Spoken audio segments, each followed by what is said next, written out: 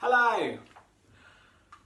I'm going to be doing a piece of poetry by a chap called Harry Baker, and his poem is called Paper People. Hope you enjoy it.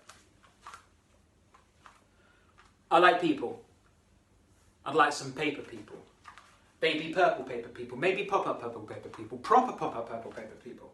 How do you prop up proper pop-up purple paper people? I hear you cry while I'd probably prop up proper pop-up purple paper people with a proper pop-up purple people paper clip, but I pre-prepare appropriate adhesives as alternatives, a cheeky pack of blue tack just in case the paper slipped, because I could build a pop-up metropolis. But I wouldn't want to deal with all the paper people politics, paper politicians with their paper-thin policies, broken promises without appropriate apologies. There'd be a little paper me and a little paper you. We'd sit and watch paper TV and it would all be pay-per-view. We'd watch the poppy paper rappers rap about their paper package, or the paper people carers getting stuck in paper traffic on the A4 paper. There'd be a paper Princess Kate, but we'd all stare at paper Pippa. And we'd all live in fear of Killer Jack the Paper Ripper, because the paper propaganda propagates the people's prejudices. Papers printing pictures of the photogenic terrorists. There's a little paper me and a little paper you. But in a pop-up population, people's problems pop up too.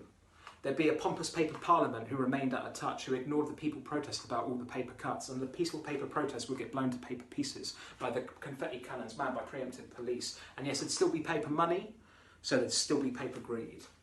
And with the paper biggie bankers pocketing more than they need, purchasing the potpourri to pepper their paper properties, while others live in poverty and ain't acknowledged properly, a proper poor economy where so many are proper poor, and yet they're ignored. The money still goes to big wars, with origami armies unfolding plans for paper planes, while we remain imprisoned by our own paper chains. And the greatest shame, things always seem to stay the same. What changes is who's in power choosing how to lay the blame. They're naming names, forgetting these are names of people.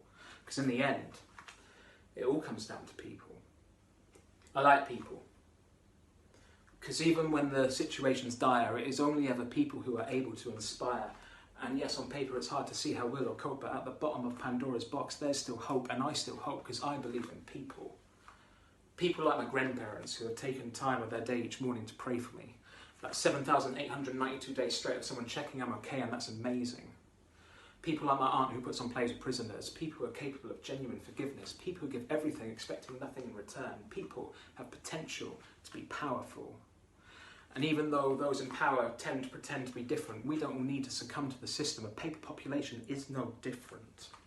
There'd be a little paper me and a little paper you. And in a pop-up population, people's problems pop up too.